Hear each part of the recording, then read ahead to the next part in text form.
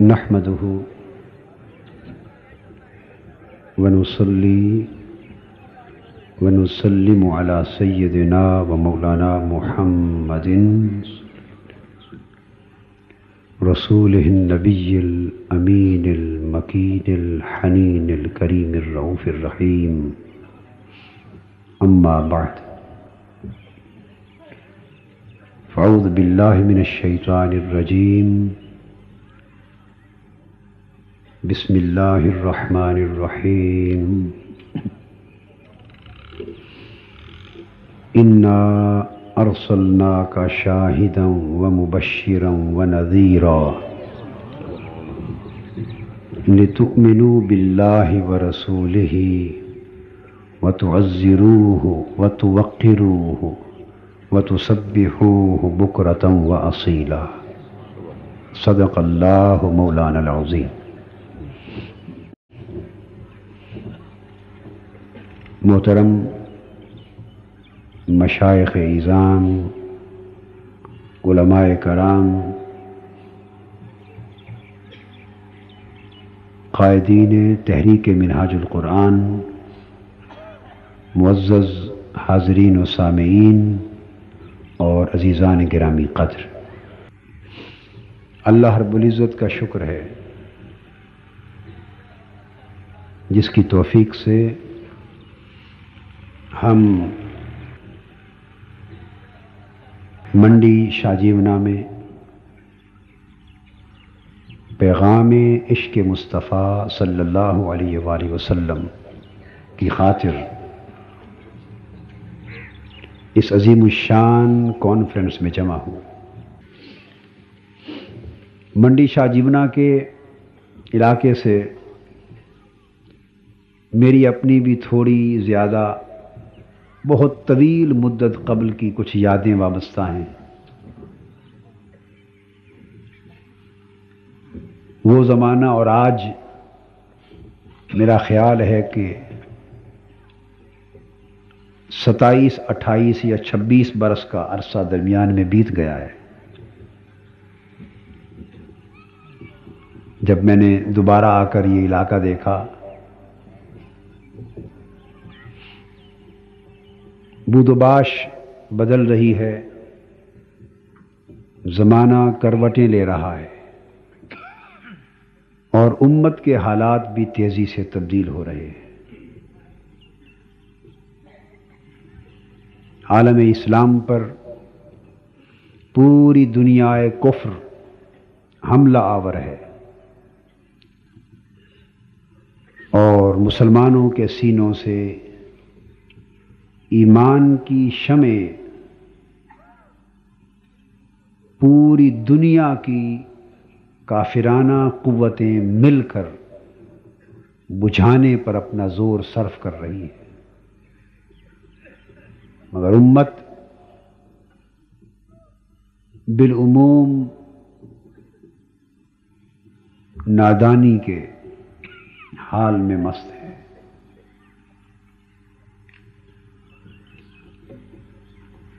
کفر کے اسلام پر حملے ہو رہے ہیں اور ہم ایک دوسرے پر حملہ آور ہو رہے ہیں۔ کفر امت کا سینہ چھلنی کرنا چاہتا ہے، ہم ایک دوسرے کو موت کے گھاٹ اتار رہے ہیں۔ کفر مسلمانوں کی رگوں سے، خون سے گرمی توحید اور حرارت عشق مصطفیٰ کو نکال رہا ہے، اور مسلمان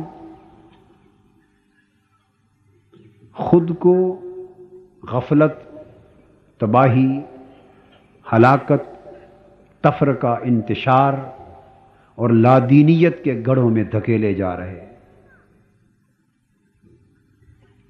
ایسے حالات میں ایمان کی حفاظت کرنا اور ایمان کو پھر سے زندہ کرنا اور ایمان کی شمعوں کو پھر سے سینوں میں جلانا اور امت کا حضور نبی اکرم صلی اللہ علیہ وآلہ وسلم کی ذات گرامی سے جو رشتہ غلامی کٹ رہا ہے اور کٹ گیا ہے اور کاٹا جا رہا ہے، اس رشتے کو پھر سے بحال کرنا، یہ آج ہماری سب سے اولی ذمہ داری بن گیا ہے۔ پیغام عشق مصطفیٰ صلی اللہ علیہ وآلہ وسلم کے عنوان سے سلسلہ وار اجتماعات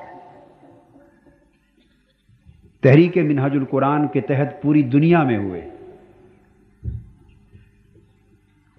اور یہ کوشش کی جا رہی ہے کہ یہ آواز ہمارے دلوں کی کیفیت بن جائے، ہمارے ایمان کی حالت بن جائے، اور وہ موت جو ہمارے ضمیر پر وارد ہو رہی ہے، ہماری غیرت دینی پر وارد ہو رہی ہے، ہماری حمیت اسلامی پر وارد ہو رہی ہے، ہماری قومی اور ملی حیات پر وارد ہو رہی ہے، اور اجتماعی طور پہ ہمارے ایمان پر وارد ہو رہی ہے، اس موت کو ختم کیا جائے اور امت مسلمہ کے عروق مردہ میں ایمان کے ساتھ پھر تازہ زندگی پیدا کی جائے، اور عشق مصطفیٰ کی حرارت کے ساتھ اس امت کو گم گشتہ راہوں سے ہٹا کر، گم گشتہ امت کو گمراہیوں کی راہوں کے ہٹ سے ہٹا کر پھر سے سوئے گنبد خضرا رواں دواں کیا جائے، اور اس امت کے سجدے واشنگٹن اور امریکہ کے بتوں کی سمت سے ہٹا کر پھر سے سوئے دہلیز خدا بپا کیے جائیں، تاکہ امت مسلمہ اپنی کھوئی ہوئی غیرت کو بحال کر سکے اور تفرقہ اور انتشار کی آگ سے بچ کر جسد واحد کے طور پر غلامی مصطفیٰ کا جھنڈا ہاتھ میں اٹھائے، اپنا چہرہ گنبد خضرا کی طرف کرے، اپنی جبینیں سوئے کعبہ جھکائے، اور سارے جھوٹے خداؤں، جھوٹی خدائی کے بتوں کو اپنی انقلابی ٹھوکر سے پاش پاش کر کے ایک رب کائنات کے حضور سر بسجود ہوتے ہوئے ایک نعرہ مستانہ لگائے، تاکہ شرق سے غرب تک اسلام کی عظمت رفتہ پھر بحال ہو جائے، اور کفر و طاغوت کے ایوانوں میں پھر فاروقی عظمت کے ساتھ ایک زلزلہ بپا ہو جائے۔ زلزلہ ہے کافری، زلزلہ ہے کافری، زلزلہ ہے کافری۔ تحریک منہج القرآن کو اللہ رب العزت نے اس دور میں دین اور ایمان کی احیاء اور تجدید کا عالمی فریضہ سونپا ہے، اور شرق سے غرب تک، امریکہ سے افریقہ تک، دریاؤں سے صحراؤں تک، دنیا کے کونے کونے اور گوشے گوشے میں تحریک منہج القرآن پر یہ اللہ کا فضل ہوا ہے کہ اس نے اس کی توحید کا نعرہ مستانہ اور عشق مصطفیٰ کا نعرہ مستانہ بپا کر دیا ہے۔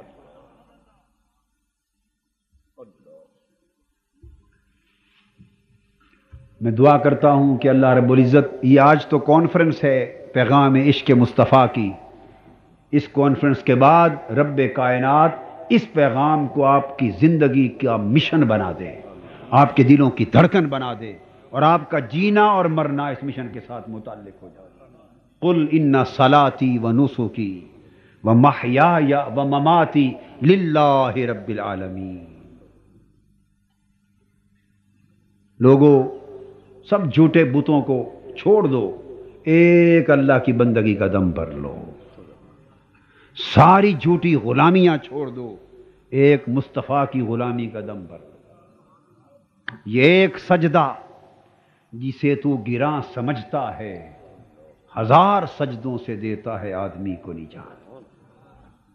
پاکستان اس وقت عذاب کی لپیٹ میں ہے، قتل و غارت گری، فتنہ و فساد، فرقہ واریت، تباہی اور ہلاکت اور خوف و ہراس، یہ اللہ کی ناراضگی کی علامتیں ہیں۔ ہم نے اللہ کے ساتھ اپنا کیا ہوا عہد بھلا دیا ہے، ہم بد عہدی کے مرتکب ہوئے ہیں، ہم نے اپنا چہرہ گنبد خضرا کی طرف کرنے کی بجائے دوسری سمتوں میں کر لیا ہے۔ اس مشن کا، منہاج القرآن کے مشن کا مقصد آپ کو اصل راستہ دکھانا ہے۔ قرآن مجید کی جن 2 آیات کریمہ کی میں نے تلاوت کی، وہ آیات کریمہ ہمارے لیے خود ایک پیغام کا درجہ رکھتی ہے۔ اللہ رب العزت نے حضور صلی اللہ علیہ وآلہ وسلم سے خطاب فرمایا اور آپ کو مخاطب ہوتے ہوئے ارشاد فرمایا، انا ارسلناک شاہدا ومبشرا ونذیرا۔ اے میرے حبیب صلی اللہ علیہ وآلہ وسلم، بے شک ہم نے آپ کو گواہ بنا کر بھیجا اور مبشر، خوشخبری دینے والا بنا کر بھیجا، اور نذیر، اور نافرمانوں کو عذاب آخرت کا ڈر سنانے والا بنا کر بھیجا۔ فرمایا ہم نے آپ کو شاہد بنا کر، شاہد مطلق، اپنی ذات پر گواہ بنا کر بھیجا۔ بولیے کس پر؟ اپنی ذات پر گواہ بنا کر بھیجا۔ ایک قاعدہ ہے، جب کوئی شخص کہے کہ فلاں گواہ ہے، کیا؟ فلاں گواہ ہے، تو فوری ذہن میں سوال ابھرتا ہے، بھئی کس چیز کا گواہ؟ آپ کسی آدمی کو یوں ہی کہہ دیکھیں بھئی یہ گواہ ہے، اور یہ کہہ کے چپ ہو جائیں، سننے والا سوچے گا بھئی یہ گواہ کس شے کا ہے، کس واقعے کا گواہ ہے، کس موقع کا گواہ ہے، بھئی کاہے کی گواہی؟ ایک سوال پیدا ہوتا ہے۔ جب تک یہ واضح نہ کیا جائے کہ گواہ کس شے کا، اس وقت تک گواہی کا کوئی مفہوم نہیں بنتا۔ اللہ رب العزت نے حضور صلی اللہ علیہ وسلم کو فرمایا، انا ارسلناک شاہدا، اے میرے حبیب صلی اللہ علیہ وسلم، ہم نے آپ کو گواہ بنا کر بھیجا۔ آگے کچھ نہیں بتایا کہ گواہ کس شے پر، کس موقع پر، کس حقیقت پر، یہ نہیں بتایا۔ تو مفہوم ہوا کہ گواہ مطلق بنا کے بھیجا۔ گواہ کس چیز کا؟ اس حقیقت پر گواہ بنا کے بھیجا جس کے نمائندے انبیاء اور رسول بن کر دنیا میں آتے۔ حضور صلی اللہ علیہ وسلم کو گواہ بنا کر بھیجنے کی ضرورت کیوں محسوس ہوئی؟ پہلی امتوں کا شیوا تھا، جب پیغمبر انہیں دعوت توحید دیتے اور اللہ کے ہونے اور پھر ایک وحدہ لا شریک ہونے کی طرف بلاتے، تو وہ امتیں پیغمبر سے پوچھتی کہ ہم اللہ پر تب ایمان لائیں گے کہ آپ ہمیں وہ اللہ دکھا دیں، جس پر ماننے کو آپ ہمیں کہہ رہے ہیں وہ دکھا تو دینا، وہ اللہ ہے کیسا، آنکھوں سے دیکھ لیں کہ وہ ہے بھی یا نہیں۔ موسیٰ علیہ السلام کی امت نے، بنی اسرائیل نے ان سے کہا تھا، لن نؤمن لک حتی نری اللہ جہرا، اے موسیٰ علیہ السلام، ہم آپ پر ہرگز اس وقت تک ایمان نہیں لائیں گے جب تک اپنی ننگی آنکھ سے اللہ کو دیکھ نہ لیں۔ آپ ہمیں دکھا دیں، اگر اللہ پر ایمان چاہتے ہیں کہ ہم لے آئیں تو ہمیں اللہ دکھا دیں۔ موسیٰ علیہ السلام نے اس قوم کے چند معتبر آدمی چن لیے اور مختلف قبیلوں کے سربراہ چن لیے، ان کو چنا اور کہا بھی اگر یہ دیکھ کر آئیں تو ان کے کہنے پر تو اعتماد کر لو گے۔ ہر ایک قبیلے نے کہا بھی ہمارا سربراہ ہے، اگر یہ دیکھ لے تو ہم بھی دیکھ لیں گے، سمجھے، ہم نے دیکھ لیا۔ وہ قوم کے سارے معتبر چن کے لے گئے، عرض کیا باری تعالی مجھے تو نے بھیجا کہ میں انہیں تجھ پر ایمان لانے کی دعوت دوں، اب یہ شرط لگاتے ہیں کہ جب تک اللہ کو اپنی آنکھوں سے نہ دیکھ لیں ہم ایمان نہیں لائیں گے. تو تم تھوڑا سا ان کو جلوہ کرا دے, اپنا دیدار کرا دے. اللہ پاک نے فرمایا ان کو قطار میں کھڑا کر دے. ہم ان کو دکھاتے ہیں جو دکھانا ہے. وہ سارے معتبر قطار میں کھڑے ہو گئے. رب کائنات نے اپنے جلال کی ایک تجلی بھیجی, ساری بنی اسرائیل کی جو نمائندگی تھی جل کر راکھ ہو گئی. سب معتبر جل کے راکھ ہو گئے, مردہ ہو کر زمین پہ گر پڑے. موسیٰ علیہ السلام پریشان ہو گئے. عرض کیا باری تعالیٰ تو نے اگر اپنا آپ ان کو نہیں دکھانا تھا تو ویسے ہی فرما دیتا بے لے جا, میں نہیں دکھاتا. میں ان معتبروں کو چن کے لایا ہوں دکھانے کے لیے, آپ نے ان کو ویسے ہی مار دیا. اب میں ان کے قبیلے والوں کو اور پوری قوم کو کیا جا کے بتاؤں گا, کیا بتاؤں گا؟ وہ کہیں گے یہ رب دیکھنے گئے تھے اور مر گئے. وہ تو میرے خلاف کوئی ایک سازش پیدا کر دیں گے کہ شاید موسیٰ علیہ السلام نے مروا دیا. اللہ پاک نے فرمایا تو موسیٰ بتا اب تو چاہتا کیا ہے؟ عرض کیا باری تعالیٰ اگر تو اپنا جلوہ نہیں کراتا کسی کو تو ان کو تو زندہ کر.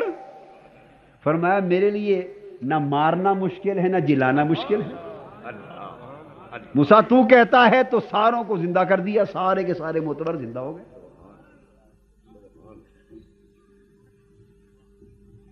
وہ واپس چلے گئے. تو قوم اس مطالبے سے دستبردار ہو گئی, مطالبے سے دستبردار ہو گئی کہ اللہ کو ہم تو دیکھ نہیں سکتے. تو قوم اللہ پر ایمان لانے کے لیے تقاضا کرتی تھی کہ ہم اللہ کو دیکھیں, اور کوئی اللہ کو دیکھ نہ سکتا تھا. پھر ایک روز موسیٰ علیہ السلام نے طور پر عرض کیا باری تعالیٰ چلو یہ تو نہیں دیکھ سکتے, یہ پردے کے پیچھے میٹھی میٹھی آواز سے میرے ساتھ باتیں تو کرتا ہے, کبھی پردہ بھی ہٹا دے, ایک جلوہ بھی عطا کر. اللہ پاک نے موسیٰ علیہ السلام سے بھی فرمایا لن ترانی, یہ نہیں کہ مجھے دیکھا نہیں جا سکتا,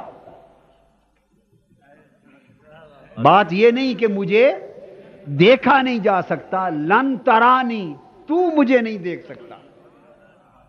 اللہ پاک کا یہ جواب لن ترانی کہ تو نہیں دیکھ سکتا, اس میں انکار بھی تھا اقرار بھی تھا. انکار اس بات کا تھا کہ موسیٰ تیری آنکھ میں وہ تاب نہیں کہ میرا جلوہ کر سکے. اقرار یہ تھا کہ یہ نہ سمجھنا کہ کوئی دیکھ نہیں سکتا, انتظار کر ایک آنکھوں والا آنے والا ہے جس کے سامنے سارے پردے اٹھا دیے جائیں گے اور وہ بے نقاب میرے حسن کا جلوہ کرے گا.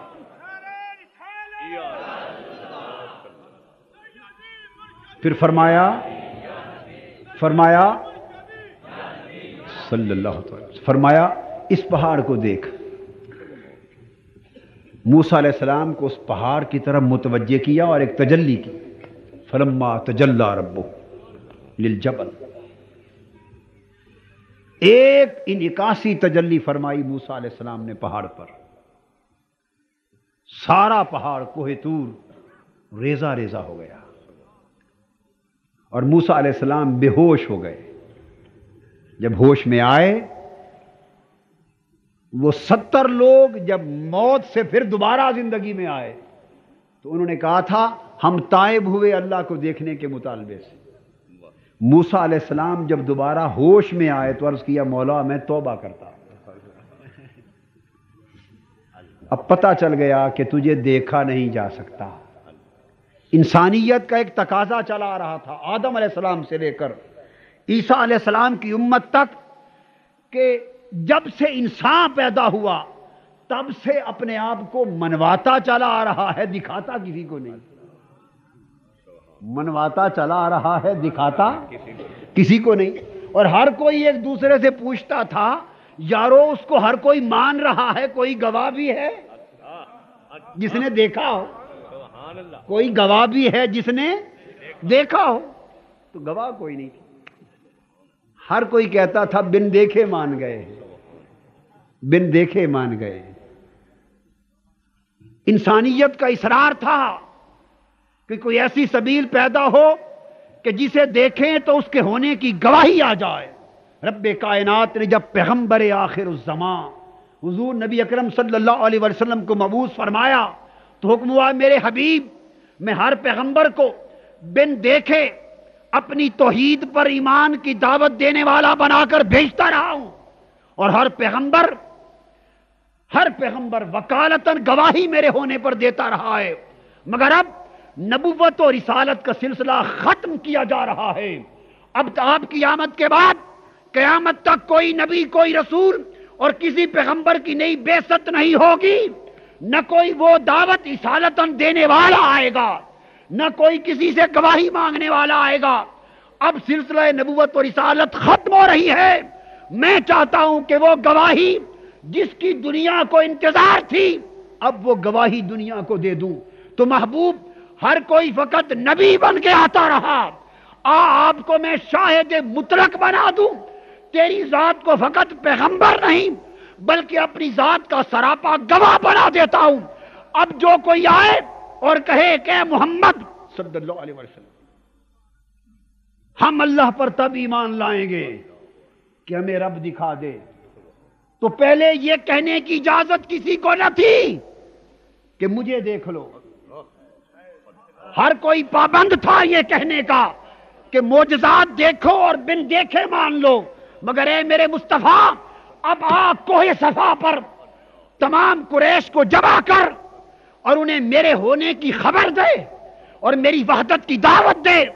جب وہ تجھ سے پوچھے کہ رب کو تب مانتے ہیں کہ وہ دکھا دے، تو مصطفیٰ جب وہ میرے دیکھنے کا مطالبہ کرے پھر انہیں مایوس نہ کرنا اور کہنا جو خدا کو دیکھنا چاہتا ہے مصطفیٰ کو دیکھنا۔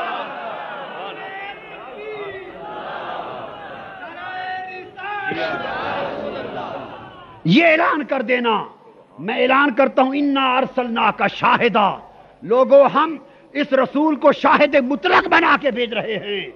اس کا حسن میرے حسن پر گواہ ہے، اس کا جمال میرے جمال پر گواہ ہے، اس کا کلام میری وحی پر گواہ ہے، اس کا تصرف میری قدرت پر گواہ ہے، اس کی نگاہ میری چشم کرم پر گواہ ہے، اس کا وجود میری ہستی پر گواہ ہے۔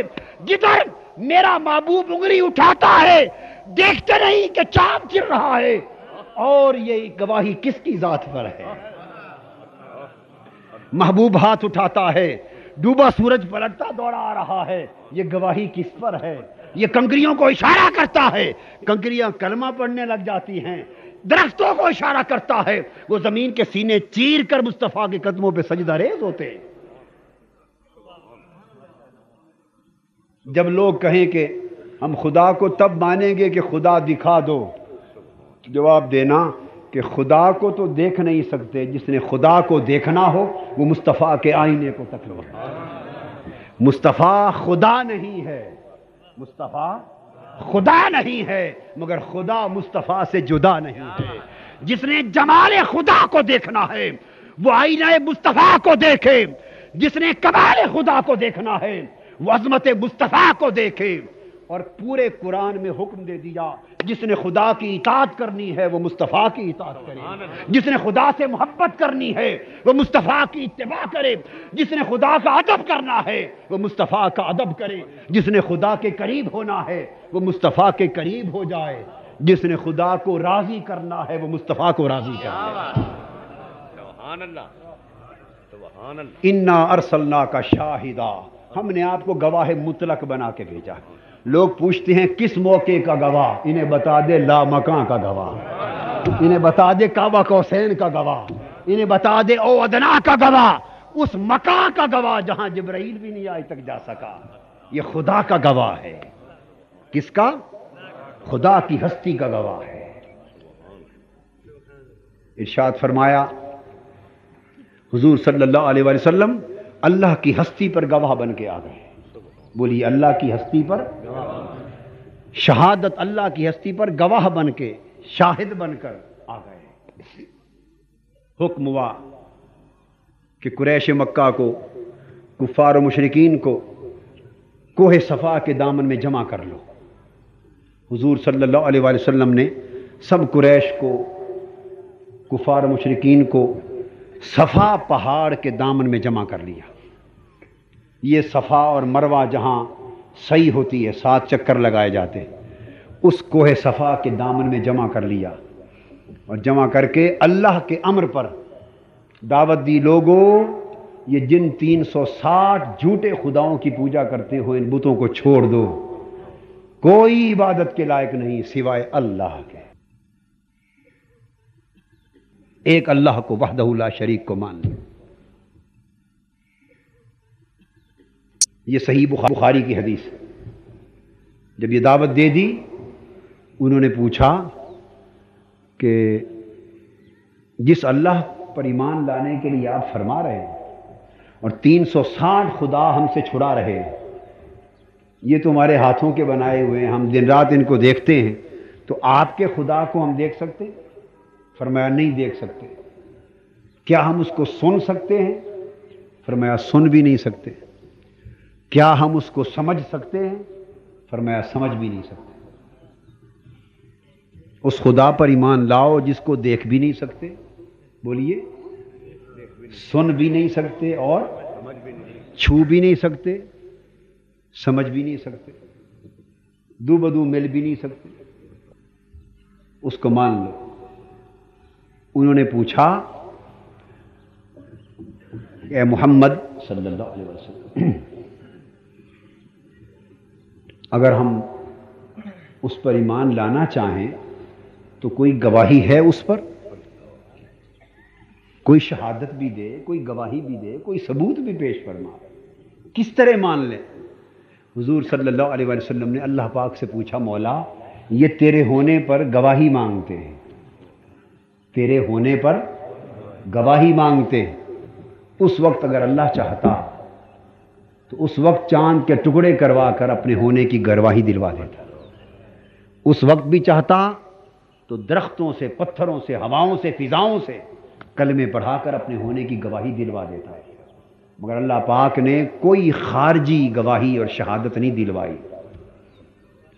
حضور علیہ السلام نے عرض کیا، ماری تعالیٰ آپ کے ہونے پر گواہی مانگتے ہیں تو تیرے ہونے پر کیا گواہی دوں؟ اللہ رب العزت نے فرمایا، میرے مصطفیٰ اپنے ہونے کو میرے ہونے پر گواہ بنا دے، اپنا ہونا یہ میرے ہونے پر گواہی بنا دے، ہم نے تجھے اپنی گواہی بنا کے بھیجا ہے۔ قرآن مجید میں فرمایا، فَقَدْ لَبِثْتُ فِيكُمْ عُمَرًا مِّن قَبْلِهِ أَفَلَا تَعْقِلُونَ۔ توحید کی دعوت دی گئی تھی، یہ دعوت دے کر نبوت اور رسالت کا فریضہ انجام دیا جا رہا تھا، تو پوچھا کہ کیسے مانے، کوئی دلیل، کوئی ثبوت، کوئی شہادت، کوئی گواہی؟ حضور علیہ السلام نے فرمایا کہ تم خدا کے ہونے پر تمہیں گواہی چاہیے، میرا ہونا دیکھ لو۔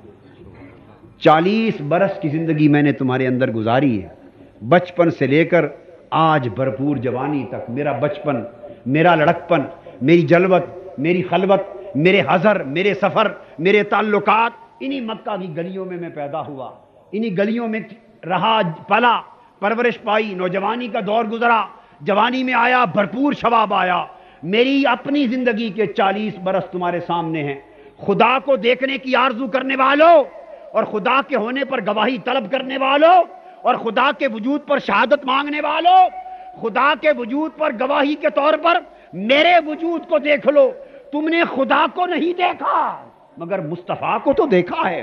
بچپن سے لے کر آج تک میری کتاب زندگی کا ورق ورق دیکھو، اگر میری ذات میں کہیں نقص نظر آ جائے تو خدا کے وجود کا انکار کر دینا، اگر میری ہستی و سیرت میں کہیں کوئی عیب نظر آ جائے خدا کی توحید کا انکار کر دینا، میری 40 برس کی زندگی میں کہیں کوئی کمی کجی جھول نظر آ جائے خدا کے ہونے کا انکار کر دینا، اگر مصطفیٰ میں کوئی عیب ہو تو خدا کو چھوڑ دینا،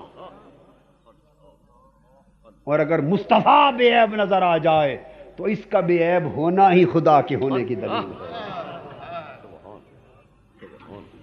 قرآن مجید نے فرمایا، فَقَدْ لَبِثْتُ فِيكُمْ عُمَرًا مِّن قَبْلِهِ أَفَلَا تَعْقِلُونَ۔ استعمال کر لو عقل. میں گواہی بن کے آیا ہوں. میرا وجود، میری ہستی، میری زندگی، میری سیرت، میرے احوال حیات اور میری کتاب زندگی کا ورق ورق، سطر سطر، لمحہ لمحہ میری زندگی کا خدا کی ہستی پر گواہی ہے. اور آپ نے یہ بھی پڑھا اور سنا ہوگا، بڑا خاص نقطہ سمجھانا چاہتا ہوں. سکول کے زمانے میں بھی پڑھا ہوگا، اسلامیات کی کتابوں میں بھی یہ حدیث بخاری کا واقعہ ہے، مگر اس میں بھی درج ہوتا تھا. حضور علیہ السلام نے فرمایا، لوگوں اگر میں تم سے یہ کہوں اس پہاڑ کے پیچھے سے ایک لشکر آ رہا ہے، تم پر حملہ کر دے گا، تو کیا میری بات مان لو گے؟ یہ آپ نے پڑھا سنا ہے یا نہیں؟ بولیے. تو کافروں نے کیا جواب دیا تھا؟ اونچا بولیے. جواب دیا تھا مان لیں گے. حضور علیہ السلام نے فرمایا کہ کیسے مانو گے؟ تم نے تو وہ لشکر بھی نہیں دیکھا ہوگا. بھئی تم نے تو وہ لشکر بھی نہیں دیکھا ہوگا تو کیسے مان لو گے؟ انہوں نے کہا آپ کو جو مانتے ہیں کہ تم سچے ہو اس لیے اس کو بھی مان لیں گے. یہ کافروں نے کہا آپ کو سچا مانتے اس لیے آپ کے بتانے پر لشکر کو بھی مان لیں گے. تو آقا علیہ السلام نے فرمایا اگر میری سچائی پر اعتماد کر کے لشکر کو مانتے ہو تو میری سچائی پر اعتماد کر کے خدا کے وجود کو مان لو جس کے ہونے کی میں تمہیں خبر دے رہا ہوں. اب یہ نقطہ جو سمجھانا چاہتا ہوں بڑا اہم نقطہ، یہاں تک آپ نے زندگی بھر پڑھا بھی اور سنا بھی. اگلی بات کسی نے نہ بتائی، اگلی بات نہیں بتائی، وہ آج سن لیں اور سمجھ لیں. جب حضور علیہ السلام نے یہ مثال دی، یہ توجہ طلب بات ہے، کہ میں تم سے کہوں کہ پہاڑ کے پیچھے سے ایک لشکر آ رہا ہے حملہ کر دے گا تو مان لو گے؟ انہوں نے کہا ہاں، اس لیے مان لیں گے کہ چونکہ آپ کو سچا مانتے ہیں، آپ کو سچا ماننے کی بنا پر جس لشکر کی آپ خبر دے رہے ہیں اس کو بھی مان لیں. اس کو دلیل بنایا حضور صلی اللہ علیہ وسلم نے اور فرمایا جیسے میرے سچے ہونے کی بنا پر اس لشکر کی خبر کو مان رہے ہو ویسے ہی میرے سچے ہونے کی بنا پر میرے خدا کی خبر کو مان لو. جن کی نصیب میں ایمان تھا وہ مان گئے، جن کے نصیب میں ایمان نہ تھا وہ نہ مانے اور آج تک نہیں مانے. اب جو بات سمجھنے والی وہ یہ کہ جب حضور علیہ السلام ان کو ایمان پر لا رہے تھے، دعوت دی جا رہی تھی، دلیل دی جا رہی تھی، تو پہلے کس کو منوایا؟ پہلے ڈائریکٹ لشکر کو منوایا یا پہلے اپنے آپ کو منوایا؟ بولیے. یہ نقطہ بتا رہا ہوں جو بتایا نہیں گیا. آپ کو بتایا، آج بتا رہا ہوں. پہلے لشکر کو منوایا یا اپنے آپ کو منوایا؟ جب وہ حضور کو مان گئے تو لشکر کو خود بخود مان گئے. پھر اسی دلیل پر فرمایا اگر مجھے مانتے ہو تو اللہ کا ایک ہونا بھی مان لو، اللہ کا ایک ہونا بھی مان لو. تو انہوں نے کہا آپ کو امین مانتے ہیں، صادق مانتے ہیں، سچا مانتے ہیں. آپ کی 40 برس کی پوری زندگی ہماری آنکھوں کے سامنے ہے، اس میں کوئی جھول، کوئی نقص، کوئی عیب، کوئی کجی، کوئی کمی نہیں ہے. تو آپ کو مانتے تو فرمایا اگر مجھے سچا مانتے ہو تو جس خدا کے ہونے کی خبر دے رہا ہوں اس کو بھی مان لو. تو میرا سوال یہ ہے پہلے کس کو منوایا؟ سیدھا خدا کو منوایا یا اپنے آپ کو منوایا؟ بولیے. تو پہلے اپنے آپ کو منوایا. جس نے پہلے مصطفیٰ کو مانا وہی خدا کو مانا. جو پہلے مصطفیٰ کو نہ مان سکا وہ آج تک خدا کو نہ مان سکا. لہذا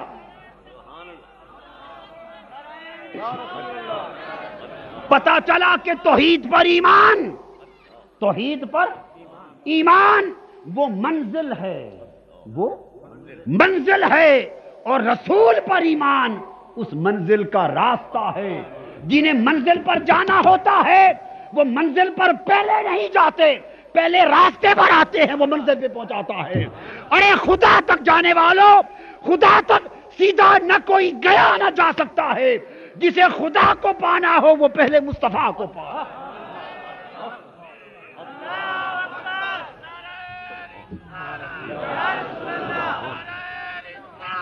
جسے خدا کو ماننا ہو وہ پہلے مصطفیٰ کو مانے. جسے بارگاہ خدا کی رسائی چاہیے وہ پہلے بارگاہ مصطفیٰ کی رسائی پائے. جسے خدا کی معرفت چاہیے وہ پہلے مقام مصطفیٰ کی معرفت پائے. جسے خدا کی بندگی چاہیے وہ پہلے مصطفیٰ کی غلامی میں آئے. جو چاہے کہ خدا کا ہو جاؤں وہ پہلے مصطفیٰ کا ہو جائے. اس لیے کہ بخدا خدا کا یہی ہے در، بخدا خدا کا یہی ہے در، نہیں اور کوئی مفر مکر.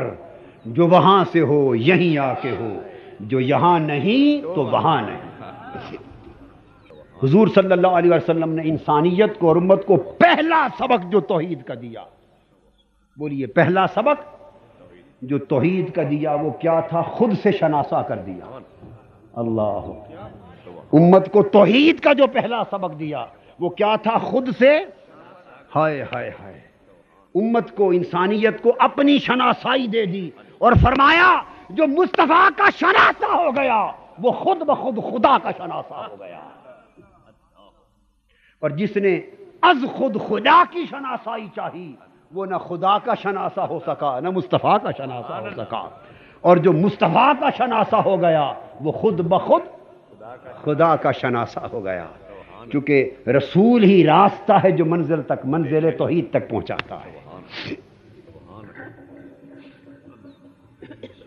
اس لیے یاد رکھ لو پیغام عشق مصطفیٰ کی اہمیت یہ ہے کہ لوگوں ایمان حاصل کرنا، ایمان بچانا، ایمان کو کمال تک پہنچانا سب کچھ حضور کے قدموں سے لپٹ جانے میں ہے.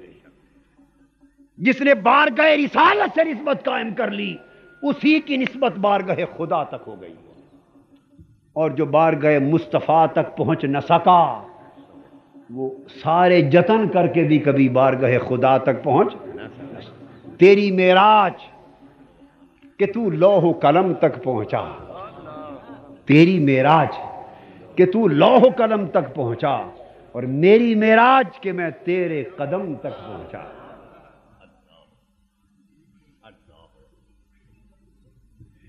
اس لیے فرمایا انا ارسلناک شاہدا، ہم نے آپ کو گواہ بنا دیا ہے.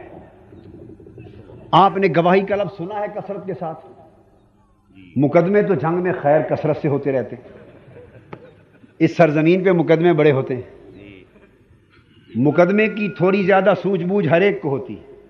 میں مقدمے کی زبان میں ایک بات آپ کو سمجھا دوں، دینی اور علمی بات مقدمے اور قانون کی زبان میں سمجھا دوں. وہ کیا ہے؟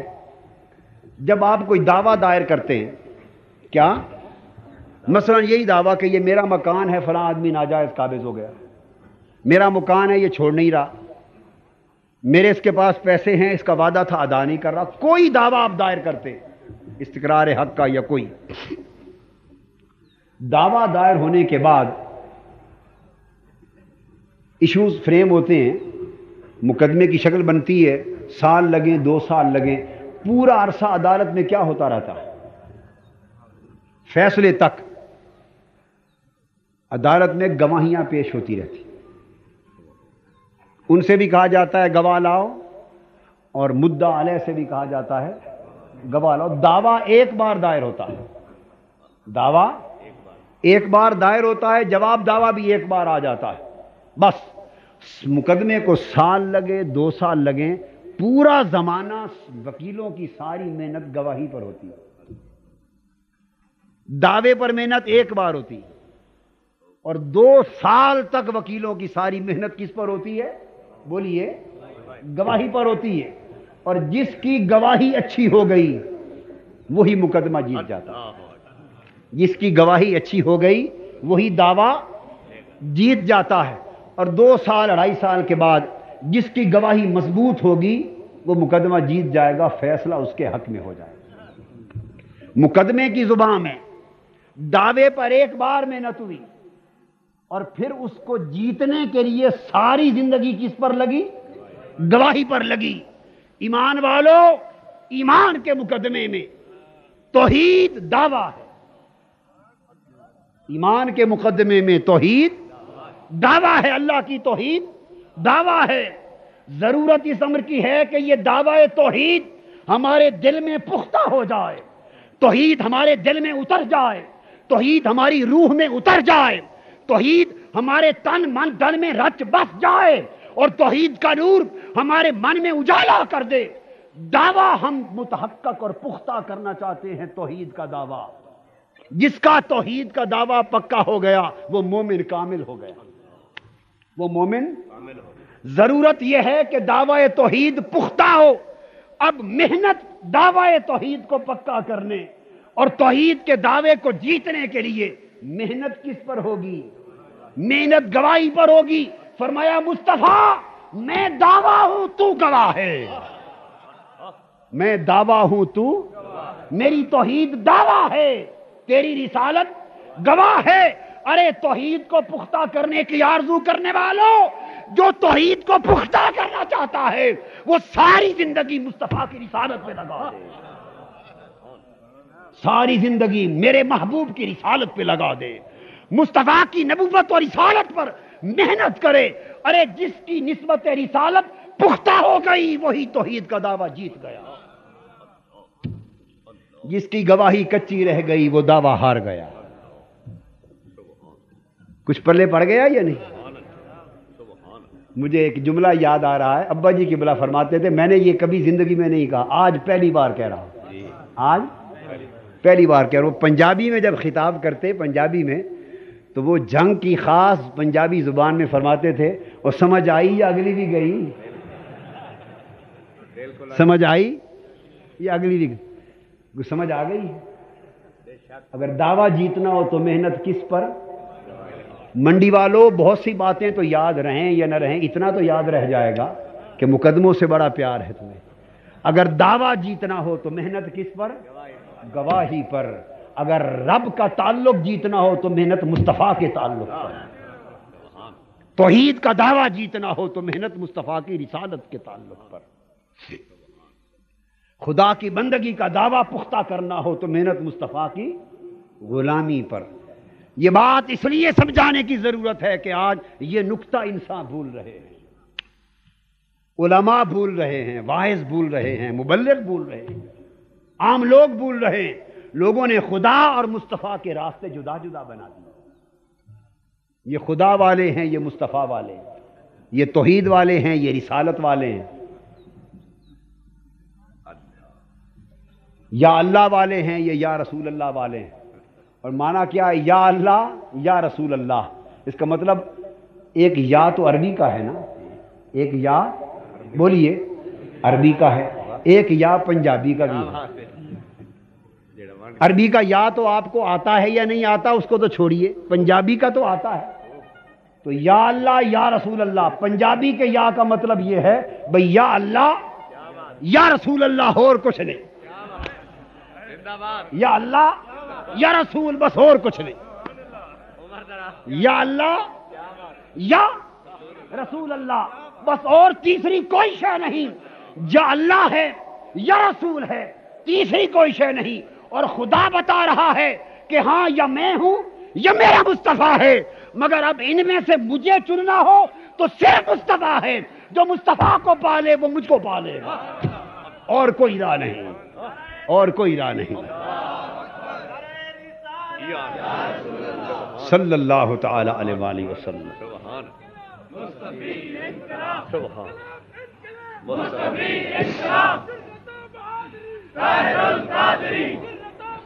حاضرین محترم، یہ بنیادی نکتہ جو قرآن مجید نے سمجھایا، یہ بنیادی نکتہ، اب اس کی تھوڑی تفسیر قرآن سے کر دوں، تھوڑی تفسیر قرآن سے کر دوں، قرآن مجید سے، پھر صحابہ و اہل بیت کی زندگیوں سے کر دوں، تاکہ بات پختہ ہو جائے۔ اللہ پاک نے فرمایا کہ جو اللہ کی نسبت پختہ کرنا چاہتا ہے وہ مصطفیٰ کی نسبت کو پختہ کرے، بس۔ فرمایا واللہ ورسولہ احق ان یردوہ ان کانوا مؤمنین۔ سورہ توبہ کی آیت، توجہ طلب ہیں الفاظ، ان کانوا مؤمنین، اگر وہ مومن ہیں، اگر وہ ایمان والے ہیں تو کیا کریں؟ شرط لگائی، اگر ایمان والے ہیں تو کیا کریں؟ اللہ اور اس کا رسول حقدار ہے کہ اسے راضی کیا جائے اگر وہ ایمان والے ہیں۔ اب یہ بات بڑی اہم اور توجہ طلب ہے، فرمایا واللہ ورسولہ، اور اللہ اور اس کا رسول حق ان یرضوہ، حقدار ہے کہ اسے راضی کیا جائے۔ اب آپ یہ بتائیں، اگر دو کا ذکر، یہاں کتنوں کا ذکر ہے؟ ایک کا یا دو کا؟ کس کس کا؟ اللہ کا اور اس کے رسول کا۔ یہ بات طے شدہ ہے کہ اللہ رسول نہیں اور رسول خدا نہیں۔ جو خدا کو رسول بنائے یا رسول کو خدا بنائے، دونوں کافر ہیں۔ اللہ کا اور اللہ کے رسول کا ذکر ہے، تو آگے جب دو کا ذکر ہو تو آپ کیا کہتے ہیں؟ اسے کہتے ہیں یا انہیں کہتے ہیں؟ بولیے بھائی۔ پنجابی میں ذرا میں ایک لفظ سمجھا لوں، اگر آپ نے یہ بات پنجابی میں کہنی ہو کہ اللہ تے اس دا رسول اگا کے آکسو حقدار ہے کہ اس نو راضی کیتا جاوے، اے آکسو یا اے آکسو حقدار ہیں کہ انہاں نو راضی کیتا جاوے؟ بولو کہ آکسو اللہ تے اللہ دا رسول اگا کیویں آکسو حقدار ہیں کہ انہاں نو راضی کیتا جاوے۔ جڑا آکھے اللہ تے دا رسول حقدار ہے کہ اس نو راضی کیتا جاوے، اگلا بندہ آکسی گل تا دو دی ہوندی پئی ہے تے اس کیویں آکھ لیا تو؟ انہاں نو آکھ، گل تا دو دی، اس تا آکھیندا جو ایک دی گل ہوئے، اس تا آکھیندا جو گل ایک دی ہوئے، اتھے گل تا دوہاں دی ہے تے اس کیویں آ گیا؟ باری تعالی عربی میں بھی قاعدہ یہ ہے، عربی میں بھی قاعدہ اگر دو کی بات ہو تو پھر تثنیہ کا صیغہ ہوتا ہے۔ قاعدہ عربی میں بھی یہ تھا، کہا جاتا واللہ ورسولہ احق ان یردوہما۔ عربی کا قاعدہ یہ بتاتا ہے کہ اللہ اور اس کا رسول احق ان یردوہما، حقدار ہیں کہ ان دونوں کو راضی کیا جائے۔ تثنیہ کا صیغہ چاہیے تھا، مگر دنیا کی کسی زبان کا یہ قاعدہ نہیں کہ دو کی بات ہو اور ضمیر ایک ہو، دو کی بات ہو صیغہ واحد کا ہو۔ یہاں فرمایا اللہ اور اس کا رسول حقدار ہے یردو ہو کہ اسے راضی کیا جائے۔ سوال ہوا باری تعالی بات تو دو کی ہے مگر ضمیر ایک کی واحد کیوں ہے؟ رب نے فرمایا ہاں جواب سن لے، بے شک میری ذات اور مصطفیٰ کی ذات، ذاتیں تو دو ہیں مگر رضا ایک ہے۔ ضمیر واحد کی اس لیے ہے کہ ذاتیں دو ہیں مگر رضا ایک ہے، ذاتیں دو ہیں مگر اطاعت ایک ہے، ذاتیں دو ہیں مگر محبت ایک ہے، ذاتیں دو ہیں حرمت ایک ہے، ذاتیں دو ہیں قربت ایک ہے، ذاتیں دو ہیں بیعت ایک ہے، ذاتیں دو ہیں مگر نسبت ایک ہے۔ اس لیے فرمایا یردو ہو، اسے راضی کیا جائے، ان کانوا مومنین، ایمان کی شرط لگا دی، فرمایا کہ جو اللہ رسول کی رضا کو ایک جانے وہی مومن ہے، جو دو کر دے وہ کافر ہے۔ ہک ہے ہک ہے ہک ہے ہک ہے ہک ہے ہک ہے تے ہک دی ہر دم سکھ ہے، جیڑا ہک کو ڈو کر جانے وہ کافر تے مشرک ہے۔ رضا اللہ اور اس کے رسول کی ایک، اطاعت اللہ اور اس کے رسول کی، محبت اللہ اور اس کے رسول کی ایک، حرمت اللہ اور اس کے رسول کی ایک، قربت اللہ اور اس کے رسول کی ایک ہے۔ یہ قرآن مجید۔ پھر فرمایا 1400 صحابہ کی جماعت، حکم ہوا میرے محبوب کے ہاتھ پر بیعت کر لو، بیعت رضوان ہو رہی ہے۔ 1400، دوسری بات میں 1500 صحابہ کرام، سب سے کثیر تعداد میں صحابہ کرام کی اجتماعی بیعت ہو رہی ہے۔ آقا علیہ السلام کے دست اقدس پر بیعت کی۔ جب بیعت ہو چکی تو آیت آئی ان الذین یبایعونک انما یبایعون اللہ ید اللہ فوق ایدیہم۔ میرے حبیب صلی اللہ علیہ وسلم، اب ہر کوئی یہ سمجھ رہا تھا کہ حضور سے بیعت ہو گئی، ہر کوئی یہ سمجھ رہا تھا کہ حضور علیہ السلام سے بیعت ہو گئی، اللہ پاک نے کہا نہیں جبرائیل جا ان کے مغالطے کو دور کر دے، ان کے مغالطے کو حق ہے، ان کے مغالطے کو دور کر دے۔ جبرائیل امین آئے، عرض کیا آقا اللہ پاک نے آیت نازل کی ہے۔ صحابہ کرام متوجہ ہوئے، کیا آیت ہے؟ صحابہ کرام کے لیے بتایا، ان الذین یبایعونک، اے میرے حبیب صلی اللہ علیہ وسلم، بے شک جو لوگ آپ کے ہاتھ پر بیعت کر رہے ہیں، جنہوں نے آپ کے دست اقدس پر بیعت کی ہے، وہ سن لیں انما کلمہ حسر ہے، انما یبایعون اللہ، انہوں نے دست مصطفیٰ پر نہیں دست خدا پر بیعت کی۔ یبایعون اللہ، بے شک انہوں نے صرف اللہ کے ہاتھ، تم نے مصطفیٰ کے ہاتھ پر بیعت کی، اس لیے کرائی کہ تم خدا کے ہاتھ پر براہ راست نہیں کر سکتے، تمہارے لیے ہاتھ مصطفیٰ کا رکھا، اور تمہیں کیا خبر کہ در پردہ یہ ہاتھ خدا کا ہے۔ پھر آگے فرمایا ید اللہ فوق ایدیہم، پھر اس کی تصریح کر دی، کلمہ حسر کیا، دوسرے شک کو رفع کر دیا، اور دست مصطفیٰ کا دست خدا ہونا ثابت کر دیا، اور بیان کر کے پھر آگے مزید کوئی ضرورت رہ جاتی یہ کہنے کی کہ انہوں نے صرف اللہ کے ہاتھ پر بیعت کی، مزید ضرورت ہے وضاحت کی؟ ہے نہیں۔ پھر فرمایا ید اللہ فوق ایدیہم، ان کے ہاتھوں پر مصطفیٰ کا نہیں خدا کا ہاتھ ہے،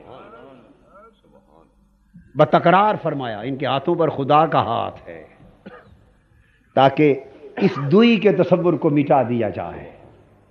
بس ایک نقطہ یاد رکھ لینا، دوئی فقط ذات میں ہے، دوئی فقط ذات خدا کی اور ذات مصطفیٰ کی، وہ خالق یہ مخلوق، وہ مالک یہ مملوک، وہ معبود یہ عبد، وہ بھیجنے والا یہ آنے والا، وہ بنانے والا یہ بننے والا، وہ سنوارنے والا یہ سنورنے والا۔ فلا وربک، قسم ہے آپ کے رب کی، رب کہتے ہیں بنانے والے کو، قسم ہے اے سوہن من موہن، قسم ہے تیرے بنانے والے کی۔ دیکھو لوگو، اس پیکر حسن و جمال کا عالم دیکھو، یہ اتنا ہنسی ہے تو اس کا بنانے والا کتنا ہنسی ہوگا۔ پھر تصدیق کر دی اللہ کا ہاتھ، فرمایا وما رمیت اذ رمیت ولکن اللہ رما، وہ کنکریاں آپ نے نہیں ماری جو آپ نے ماری تھیں، ولکن اللہ رما، بلکہ وہ تو اللہ نے ماری تھی، آپ نے بھی ماری، آپ نے نہیں بھی ماری، اور ماری صرف اللہ نے۔ سبحان اللہ، آپ نے بھی ماری اور آپ نے نہیں ماری، تو کس نے ماری؟ اللہ نے ماری۔ فرمایا وما ینطق عن الہوی ان هو الا وحی یوحی، یہ رسول بولتا ہے مگر اپنی خواہش سے نہیں، بولتا یہی ہے مگر اپنی طرف سے نہیں۔ ان هو الا وحی یوحی، ہوا کا مرجع ینطق کو نہیں نطق ہے، ہوا کا مرجع فعل نہیں اسم ہے۔ فرمایا یہ جو بول اس میٹھے کی زبان سے نکلتے ہیں، اس کا ہر بول بول خدا ہے۔ ان ہوا الا وحی یوحی، جو بول اس کی زبان سے نکلتا ہے وہ خدا کی وحی ہوتی ہے۔ تو جو بول آپ نے بولے وہ آپ نے نہیں بولے، وہ تو خدا نے بولے۔ آپ کو سمجھ آ رہی؟ رب کائنات نے اس تصور کو نسبت کے اعتبار سے دوئی کے تصور کو، غیریت کے تصور کو مٹا دیا، تاکہ پتہ چلے کہ تم ذات خدا سے نہ جدا ہو نہ خدا ہو، تم ذات خدا سے نہ جدا ہو نہ خدا ہو، اللہ ہی کو معلوم ہے کیا جانیے کیا۔ اور یہ عقدہ شب معراج بالکل بے نقاب کر کے نکھار کے بیان کر دیا، یہ عقدہ معراج کی شب۔ فرمایا ثم دنا، پھر وہ قریب ہوا، فتدلا، پھر وہ اور قریب ہوا، فکان قاب قوسین، پھر حسن کے دونوں جلوے، جلوہ معبودیت اور جلوہ عبدیت، جلوہ توحید اور جلوہ رسالت، جلوہ الوہیت اور جلوہ محمدیت، دونوں اتنے قریب ہوئے فکان قاب قوسین کہ دو کمانوں کا فاصلہ رہ گیا۔ کتنا؟ بولیے، دو کمانوں کا فاصلہ رہ گیا۔ اب جو بات سمجھانا چاہتا ہوں وہ یہ، ساری آیتیں قرآن کی ایک ہی حقیقت سمجھا رہی ہیں۔ قاب قوسین، دونوں جلوے اتنے قریب ہوئے کہ دو کمانوں کا فاصلہ رہ گیا۔ اگر بات قرآن مجید کی یہاں ختم ہو جاتی اور سفر معراج یہیں پہ ختم ہو جاتا، رک جاتا، اور قاب قوسین سے آگے کچھ فرمایا نہ ہوتا، تو پھر فاصلہ رہ گیا تھا، اور فاصلہ رہ جاتا اور رہنے دیا جاتا، پھر فاصلہ حق تھا۔ اتنے قریب ہوئے کہ دو کمانوں کا فاصلہ رہ گیا۔ رب کائنات نے اپنے اور اپنے حبیب کا قرب، اپنے اور اپنے حبیب کا قرب سمجھانے کے لیے دو مرحلے بیان کیے، ایک فاصلے کا مرحلہ، ایک بلا فاصلے کا مرحلہ، ایک فاصلے کا مرحلہ، ایک بلا فاصلے کا مرحلہ۔ یہاں بھی آپ جھگڑتے رہتے ہیں نا فصل بلا فصل پر، ہم ان جھگڑوں میں نہیں پڑتے، نہ آپ کو ڈالتے ہیں، نکالتے ہیں ان جھگڑوں سے، ان جھگڑوں سے نکالتے ہیں۔ تمہارا فصل اور بلا فصل جدا جدا ہے، ہمارا فصل بلا فصل ایک ہو رہا ہے۔ پہلے قرب فصل ہے، قرب، پھر قرب بلا فصل ہے، پہلے قرب فصل ہے۔ قاب قوسین یہ الوہیت اور رسالت میں، الوہیت و محمدیت کا قرب فصل ہے۔ اتنے قریب ہوئے کہ دو کمانوں کا فاصلہ رہ گیا۔ پھر فرمایا او ادنا، جب قرب فاصلے پر آ چکا تو اس کے بعد فرمایا محبوب، یہ فاصلہ اچھا نہیں لگتا، فاصلے پر رہیں تو اچھا نہیں ہے، محبوب او ادنا، اب دو کمانوں کا فاصلہ بھی مٹا دیا، او ادنا، اور دو کمانوں سے بھی آگے بڑھا کر قریب تر کر لیا۔ جب او ادنا کہا سارے فاصلے مٹا دیے، جب قاب قوسین کہا فاصلہ قائم کر دیا، اور وہاں سے اٹھا کے او ادنا کہا تو فاصلے مٹا دیے۔ باری تعالی اگر فاصلے مٹانے ہی تھے تو پہلے فاصلہ قائم کیوں کیا؟ قاب قوسین دو کمانوں کے فاصلے پر ٹھہرایا کیوں؟ وہ اس لیے فرمایا کہ تم فاصلے کے بغیر سمجھ نہیں سکتے۔ قاب قوسین ہمارے سمجھانے کے لیے تھا، او ادنا محبوب کو بٹھانے کے لیے تھا۔ قاب قوسین کا فاصلہ ہمارے سمجھانے کے لیے کہ اگر فاصلہ نہ ہو تو ہمیں سمجھ، بولیے، آپ ایک کتاب لے لیں، کتاب اس کو یہاں رکھیں اور پڑھیں، تو بولیے پڑھا جائے گا یا نہیں؟ سب بولیں بھائی، پڑھا جائے گا۔ اب اس کتاب کو قریب لاتے جائیں، یہاں تک آ گئی، پڑھا جائے گا یا نہیں؟ پھر اس کتاب کو آنکھ کے اتنا قریب کر لیں کہ فاصلہ ختم کر دیں اور آنکھوں کے اوپر لا کے رکھ دیں، آنکھ اور کتاب میں کوئی فاصلہ نہ رہے۔ اب پڑھ سکتے ہیں آپ اس کو؟ بولیے کیوں نہیں پڑھ سکتے؟ فاصلہ تھا تو پڑھ رہے تھے، سمجھ رہے تھے، اب فاصلہ مٹ گیا، فاصلہ ختم ہو گیا، اب پڑھ نہیں سکتے۔ کیا وجہ ہے؟ وجہ یہ ہے کہ سمجھنے کے لیے فاصلہ ضروری ہے، ایک فاصلہ رہے تو بات سمجھ میں آتی ہے، اگر سارا فاصلہ ختم ہو جائے تو سمجھ نہیں آتی۔ فرمایا لوگوں تمہیں سمجھانے کے لیے کہ قرب خدا اور قرب مصطفیٰ کا مقام کیا ہے، کعبہ قوسین کا فاصلہ سمجھایا کہ دو کمانوں کا فاصلہ رہ گیا۔ جب فاصلے کی بات کی تو تم قرب سمجھ گئے، جب تمہیں سمجھ آ گئی تو فرمایا تم فاصلہ سمجھتے رہنا، اب مصطفیٰ یہ لوگوں کو سمجھانے کی بات تھی، اب آ تجھے قریب کر لوں کہ فاصلے بچا دیے جائیں۔ جب مصطفیٰ کے مقام کو آگے بڑھایا تو او ادنا نے کعبہ قوسین کا فاصلہ مٹا دیا، اب سارے فاصلے مٹا دیے، سارے فاصلے مٹا دیے، بس ایک فاصلہ رہ گیا، اوادنا پر پہنچے، کوئی فرق نہ رہا، کوئی امتیاز نہ رہا، کوئی فاصلہ نہ رہا، کوئی مسافت نہ رہی، سارے فرق اور سارے فاصلے مٹا دیے، ایک فرق اور ایک فاصلہ قائم رہا، وہ کیا؟ وہ خدا رہا، یہ اس کا بندہ رہا، وہ خدا رہا۔ فَأَوْحَى إِلَىٰ عَبْدِهِ مَا أَوْحَىٰ، پھر اس نے وحی کی اپنے برگزیدہ بندے پر جو وحی کی، تو پتا چلا کہ اللہ اور اس کے رسول میں، خدا اور مصطفیٰ میں بس ایک فاصلہ ہے، وہ یہ کہ وہ معبود ہے، یہ عبد ہے، وہ خدا ہے، یہ ان کے محبوب بندے ہیں، بس اس ایک فرق کے سوا اور کوئی فرق نہیں۔ تو سمجھ لیں جو شخص یہ فرق مٹا دے، حضور کی بندگی کا فرق مٹا دے، وہ بھی کافر ہے۔ جو حضور کی بندگی کا فرق بولیے مٹا دے، وہ کافر، کہ خدا و مصطفیٰ میں فرق ابدیت حق ہے، جو اس فرق کو مٹا دے وہ کافر۔ اور دوسری بات سن لیں کہ جو اس فرق کے سوا کوئی اور فرق ڈالے وہ بھی کافر ہے، اس فرق کے سوا کوئی اور فرق ڈالے وہ بھی کافر۔ اس لیے کہا تم ذات خدا سے نہ جدا ہو نہ خدا ہو، اللہ ہی کو معلوم ہے کیا جانیے کیا ہو۔ رب کائنات نے اپنے حبیب صلی اللہ علیہ وسلم کو اپنا گواہ مطلق بنایا، گواہ مطلق بنایا۔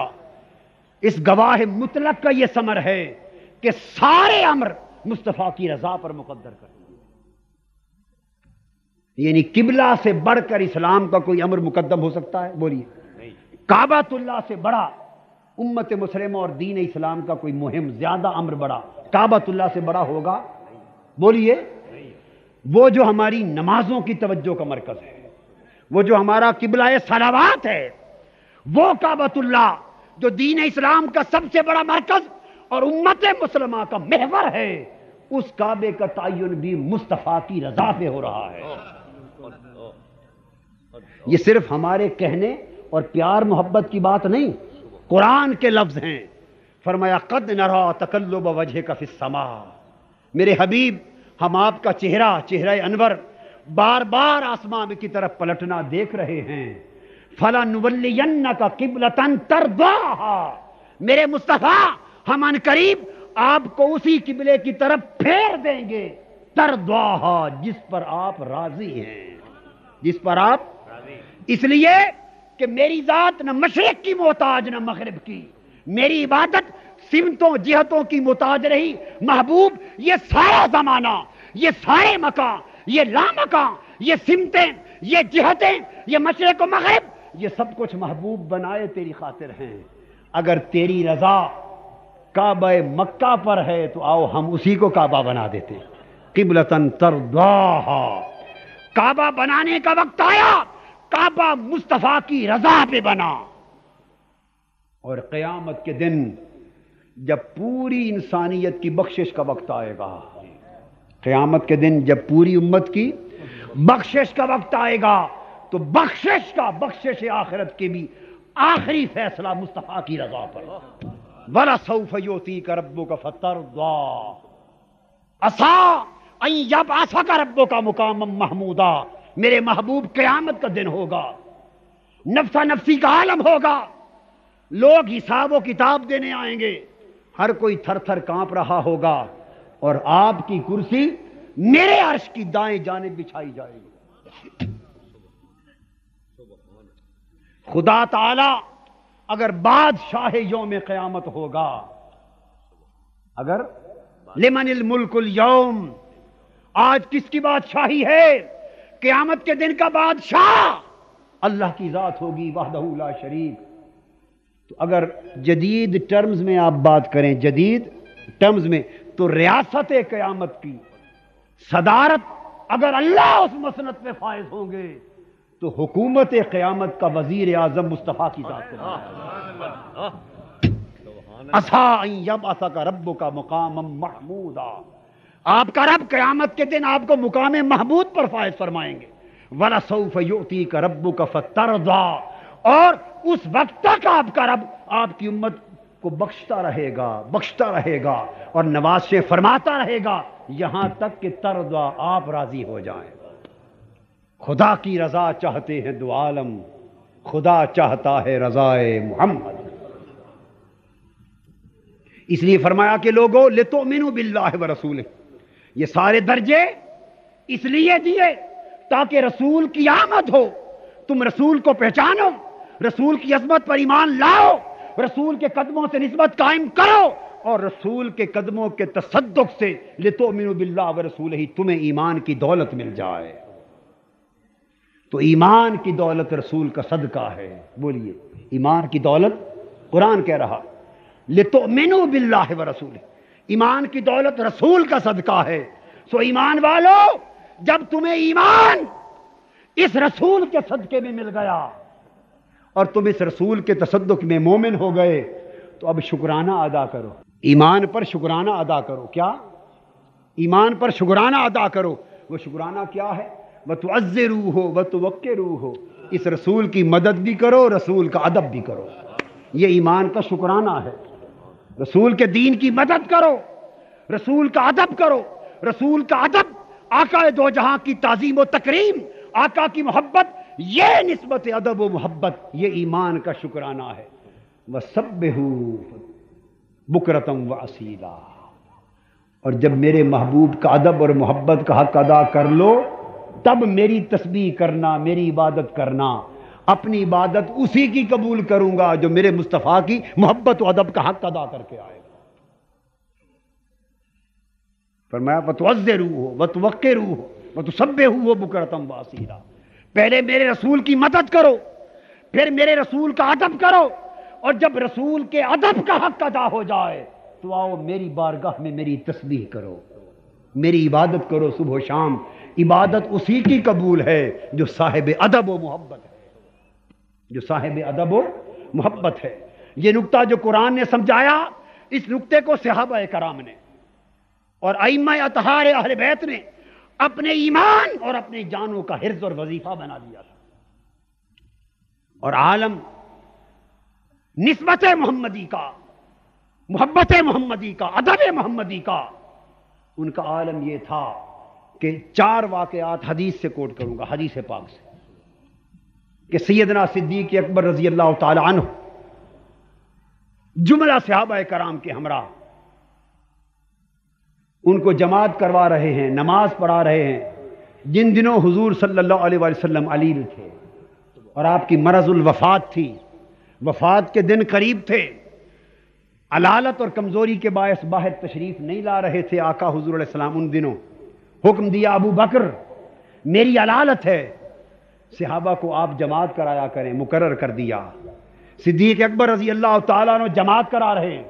صحیح بخاری میں حضرت انس بن مالک رضی اللہ تعالیٰ عنہ راوی، پیر کا دن آ گیا، پیر کا دن، حضور سیدنا صدیق اکبر رضی اللہ تعالیٰ عنہ مصلی امامت پہ کھڑے، صحابہ کرام صف در صف نماز ادا کر رہے ہیں، جماعت ہو رہی ہے۔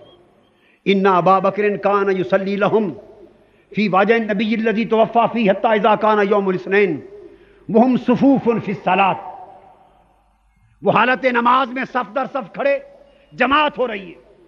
حضور صلی اللہ علیہ وسلم نے افاقہ محسوس کیا اور دل چاہا کہ پردہ اٹھا کے میں اپنی امت کا، صحابہ کا منظر تو دیکھوں۔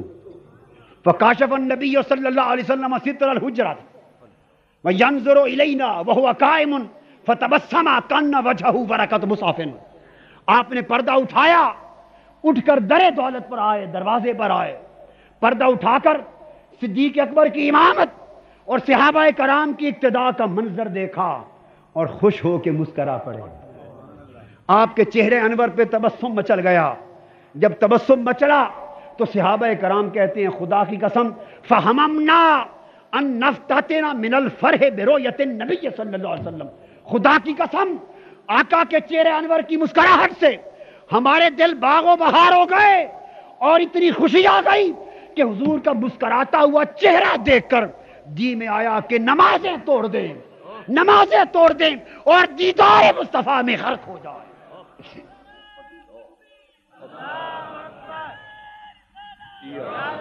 اے اہل اسلام، بات سمجھنے والی ہے کہ وہ صحابہ کرام تو نماز میں کھڑے تھے اور حالت نماز میں آنکھیں سجدگاہ پر ہوتی ہیں، جھکی ہوئی ہوتی.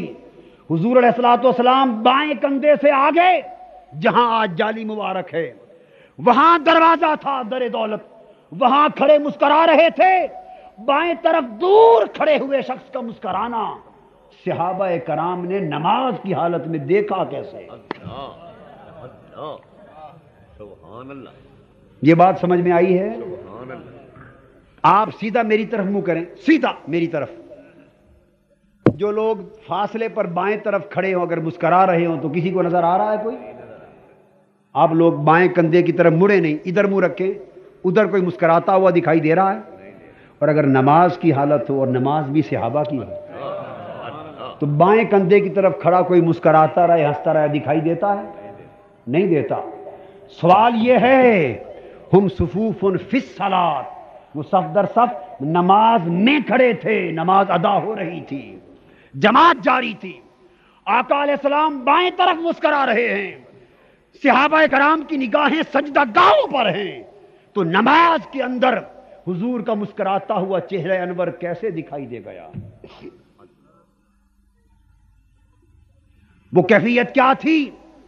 آقا کا چہرہ انور آیا، چہرے کی پرنور شعاعیں چمکی، مسجد کے در و بام روشن ہو گئے. صحابہ کرام نے سمجھا کہ حضور کے سوا اور کوئی نہیں ہو سکتا. بے ساختہ نگاہوں نے چاہا کہ چہرے مصطفیٰ کو تک لے. عقل بولی چہرے ادھر نہ پھیرنا، نماز ٹوٹ جائے گی. عشق بولا نمازیں جو قضا ہوں پھر ادا ہوں، نگاہوں کی قضائیں کب ادا ہوں. عقل بولی چہرے نہ پھیرنا، کعبہ ادھر ہے. عشق بولا صحابہ کرام کو کہ پھیرو چہرے، کعبہ ادھر ہے تو کعبے کا کعبہ ادھر ہے.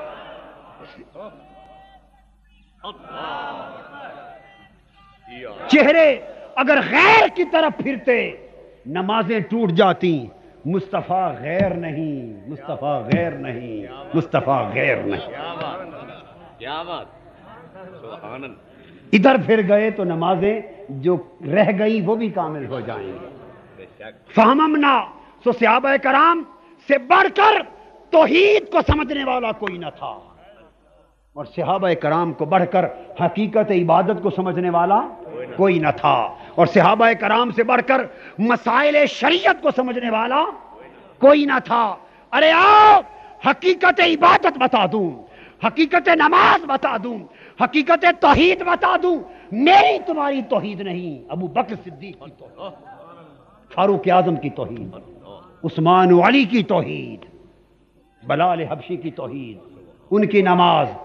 چہرے مصطفیٰ آیا، بے ساختہ چہرے سمت کعبہ کو چھوڑ کر روئے مصطفیٰ کی طرف پھر گئے، اس لیے کہ انہوں نے یہ منظر دیکھے تھے کہ کعبہ ہمارے لیے بے شک کعبہ ہے، مگر وہی کعبہ ہے نا کہ حضور کا چہرہ ادھر سے پھر گیا تھا، وہ کعبہ چھوٹ گیا تھا، اور پھر 1.5 سال کے بعد چہرہ دوبارہ ادھر پلٹ گیا، وہ پھر سے کعبہ بن گیا. ارے جس طرف وہ نظر نہیں آتے، جس طرف وہ نظر نہیں آتے، ہم وہ رستہ ہی چھوڑ دیتے ہیں اور کعبہ بنتا ہے اس طرف ہی ریاض، رخ جدھر کو وہ موڑ لیتے ہیں. کعبہ کعبہ صحیح، کعبہ کعبہ صحیح، کعبہ کا بڑا درجہ صحیح، مگر کعبے کو کعبہ بنایا کس نے؟ مصطفیٰ کے رخ کے پھرنے نے اسے کعبہ بنا دیا. تو جدھر مصطفیٰ کا چہرہ پھرا وہ کعبہ بنا دیا. آج کعبہ ادھر ہے اور اس کعبے کا کعبہ ادھر ہے. سہارت نماز میں صحابہ نے چہرے پھیر لیے، چہرے پھیر لیے. یہ مقتدیوں کا حال تھا. کن کا؟ مقتدیوں کا حال تھا. اب ذرا امام کی خبر بھی پوچھ لیں.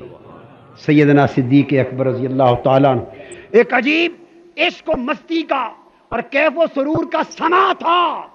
صحابہ کرام کے ایمان پر اس روز کیا عشق کی بہار آئی ہوگی، کیا کیف اور مستی کا سما آیا ہوگا. ان کے چہرے ادھر ہیں، نماز ادھر ہو رہی ہے، وہ ادھر منہ کر کے کھڑے ہو گئے ہیں. امام نے دیکھا ارے تم ادھر پھر گئے ہو تو میں کاہے کو ادھر ہی لگا رہوں. انہوں نے دیکھا کہ حضور آ رہے ہیں, انہوں نے مصلی چھوڑ دیا. فناکس ابو بکر علی عقبیہ لیصل الصف وظن ان النبی صلی اللہ علیہ وسلم خارج الی الصلاۃ.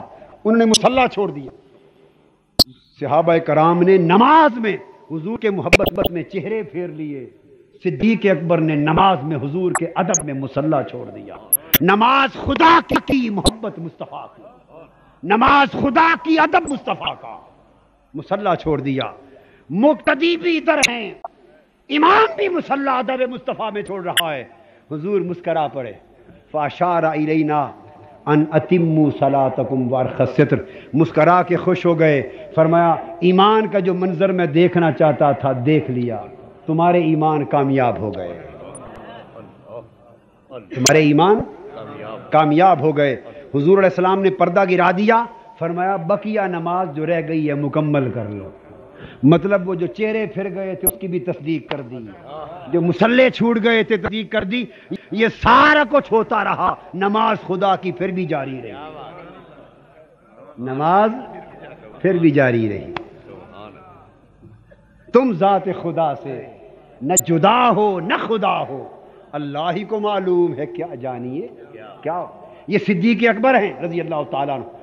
آئیں ذرا فاروق اعظم کا حال پوچھ لیں رضی اللہ تعالیٰ عنہ. حج کا موقع ہے, صحیح بخاری میں ہے. سیدنا فاروق اعظم رضی اللہ تعالیٰ عنہ طواف کر رہے ہیں کعبے کا, اور دوران طواف حجر اسود کے سامنے آئے تو سیدنا فاروق اعظم رک گئے. جی میں آیا کہ بوسہ لے لوں, حجر اسود کو چوم لوں. اس کے قریب آئے اور حجر اسود کے قریب آ کر حجر اسود سے خطاب فرمایا. سیدنا فاروق اعظم رضی اللہ تعالیٰ عنہ نے فرمایا انی اعلم انک حجر لا تنفع ولا تضر واللہ لولا انی رأیت رسول اللہ صلی اللہ علیہ وسلم یقبلک ما قبلتک ابدا ثم قبلہ. فرمانے لگے حجر اسود, عمر جانتا ہے کہ تو اصل میں تو ایک پتھر ہی ہے, پتھر ہے, نہ تو میرے نفع کا مالک ہے نہ تو میرے نقصان کا مالک ہے. اور یہ جان کر پھر ہم وہ لوگ ہیں جو پتھروں کو چھوڑ چکے تھے, پتھروں کو چھوڑ چکے تھے, آج پتھر چھوڑ کر پھر پتھر چومنے پڑ گئے. پتھر چھوڑ کر پتھر چومنے پڑ گئے اور فاروق اعظم چوم رہے, پتھر کو پتھر جان کر چوم رہے ہیں. فرماتے حجر اسود تمہیں بتا دوں کیوں چوم رہا ہوں, جان کر کے پتھر ہے چوم رہا ہوں. فرماتے خدا کی قسم اگر مصطفیٰ کے لب نہ لگے ہوتے تو کبھی نہ چومتا, اس لیے چوم رہا ہوں کہ تمہیں مصطفیٰ نے چوما ہے. لب چوم رہا. ایک وجدان کی بات کہہ دوں, اب لوگوں نے یہ سمجھا کہ وہ حجر اسود کو چوم رہے تھے اس لیے کہ وہاں حضور کے لب لگے تھے. میرا وجدان کہتا ہے کہ حجر اسود بہانہ تھا, اسے پردہ بنا کر وہ حضور کے لبوں کو چوم رہے تھے, چشم تصور میں حضور کے لبوں کو چوم رہے تھے صلی اللہ علیہ وسلم. یہ ہیں فاروق اعظم جن کی نسبت عبادت مصطفیٰ کی محبت سے عبادت ہے. آئیے اب سیدنا عثمان غنی کا حال پوچھ لیں. 6 سن ہجری میں حضور علیہ السلام انہیں اپنا سفیر بنا کے بھیجتے ہیں, جاؤ عثمان مکہ کے کافروں سے مذاکرات کرو. مذاکرات ہو گئے. کافروں کو مشرکوں نے قریشیوں نے کہا اس سال ہم حج نہیں کرنے دیتے. حضور علیہ السلام اپنا قافلہ لے کر واپس چلے جائیں, 1500 صحابہ کا قافلہ, معاہدہ کریں گے آئندہ سال دیکھا جائے گا. سیدنا عثمان غنی رضی اللہ تعالیٰ عنہ مذاکرات کر کے خانہ کعبہ کے صحن میں باتیں ہو رہی ہیں. شہر مکہ میں حضور علیہ السلام حدیبیہ کے میدان میں تشریف فرما, فارغ ہو گئے, مذاکرات سے واپس آنے لگے. حدیث پاک میں تو مشرکوں نے کافروں نے قریش مکہ نے کہا عثمان مذاکرات ہو گئے, اب تم نے واپس تو جانا ہی ہے. 6 سال کے بعد آئے ہو مکہ میں. کتنے؟ 6 سال کے بعد, اور کعبے کے صحن میں کھڑے ہو. آپ کو اجازت ہے آپ کعبے کا طواف کرتے چلو, کعبے کا طواف کر لیں. اب یہ بتائیں کیا کہیں قرآن میں یہ حکم ہے کہ اگر حضور علیہ الصلوۃ والسلام ساتھ نہ ہوں تو کعبے کا طواف جائز نہیں ہے؟ کوئی حکم نہیں۔ حدیث میں کوئی حکم ہے؟ حضور علیہ السلام نے منع کر کے بھیجا تھا، عثمان میں ساتھ نہیں جا رہا، میرے بغیر طواف نہ کرنا، منع کیا تھا؟ نہ قرآن کی منع، نہ حدیث کی منع، نہ اس وقت کوئی منع فرمائی تھی۔ عثمان غنی رضی اللہ تعالیٰ عنہ کو شریعت کی طرف سے، حضور کی طرف سے کھلی اجازت تھی، اور کافروں نے بھی اجازت دے دی۔ انہوں نے کہا طواف کر لو، مگر قربان جائیں عثمان غنی آپ کے ایمان کی عظمتوں پر اور آپ کے مقام معرفت مصطفیٰ پر۔ فرمانے لگے ارے مکہ کے قریشیوں، تم نے ہمارے ایمان کی حقیقت کو نہیں سمجھا، تمہارا کیا خیال ہے کہ ہم طواف کے بھوکے ہیں؟ ہم کعبے کے طواف کے بھوکے؟ نہیں، ہمیں طواف والا بنایا کس نے؟ اس کعبے والا بنایا کس نے؟ یہ وہی کعبہ ہے جہاں 360 بت پڑے ہوتے تھے، ہمیں اس کعبے سے وحدت قضا سے شناسہ کرایا۔ رکھو، یاد رکھو، عثمان 6 سال بعد آیا ہے، کعبہ نگاہوں کے سامنے ہے۔ کعبے کا طواف کرنا خدا کی عبادت ہے، کعبہ خدا کا گھر ہے، مگر خدا کے گھر سے بغیر طواف کے پلٹ جاؤں گا، مگر یار ساتھ نہ ہوگا تو طواف نہیں کروں گا۔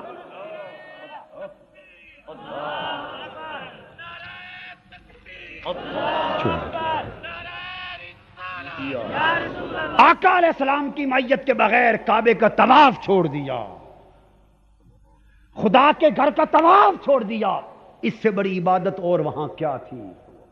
گویا پتہ یہ چلا کہ صحابہ کرام کے عقیدے کا لب لباب یہ تھا کہ ساری عبادتیں، ساری طاعتیں، ساری معرفتیں اور ساری نسبتیں اور ایمان کے سارے گوشے یہ بعد میں ہیں، پہلے مصطفیٰ کی محبت و ادب ہے۔ اگر حضور کا عشق اور حضور کی ادب کی کیفیت اپنے کمال پر نہیں، نہ کوئی کعبے کا طواف قبول ہے، نہ کوئی نماز کا سجدہ قبول ہے۔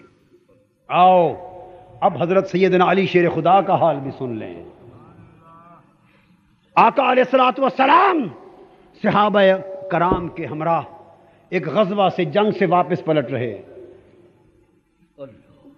ابھی نماز عصر سیدنا علی شیر خدا نے نہیں پڑھی تھی۔ حضور علیہ الصلوۃ والسلام نے تھکاوٹ محسوس فرمائی، فرمایا علی اپنی ذرا گود ادھر کرو، میں تھکا ہوا ہوں، تمہاری گود میں سر رکھ کے ذرا آرام کر لوں۔ سیدنا علی شیر خدا نے اس وقت تک ابھی نماز عصر کی ادا نہیں کی۔ آقا نے بھی نہیں پوچھا کہ علی نماز پڑھ لی ہے، نہیں پوچھا، اس لیے کہ اگر پوچھ لیتے تو صاف ظاہر ہے وہ بتا دیتے۔ عرض کرتے حضور ابھی نہیں پڑھی تو فرماتے اچھا پڑھ لو، مگر نہیں، یہی تو امتحان تھا، یہ امتحان ایمان تھا، یہی نقطہ ایمان سمجھانا تھا، اس ذریعے سے ہمیں سمجھانا تھا۔ گود میں سر انور رکھا، لیٹ گئے، قربان جائیں علی شیر خدا کی گود پر۔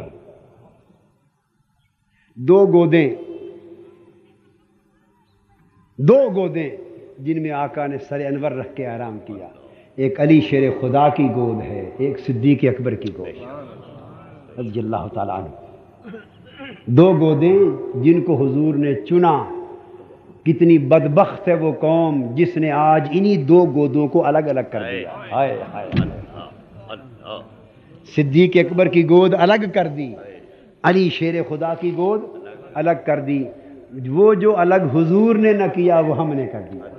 حضور نے 2 گودوں کو چنا، وہ شاید آج ہی کے دن کے لیے چنا تھا، اس امت کو سبق دینے کے لیے چنا تھا۔ ارے صدیق اکبر سے پیار کرنے والوں دیکھو، میں علی شیر خدا کی گود میں سر رکھ کے سو رہا ہوں۔ اے علی شیر خدا سے پیار کرنے والوں دیکھو، میں غار ثور میں ابو بکر صدیق کی گود میں سر رکھ کے سو رہا ہوں۔ جس کو میرے سر سے پیار ہے وہ ابو بکر سے بھی پیار کرے، علی شیر خدا سے بھی پیار کرے۔ جس کو مجھ سے پیار ہے وہ ابو بکر سے بھی پیار کرے، وہ علی شیر خدا سے بھی پیار کرے۔ ان 2 گودوں کو جدا نہ سمجھے۔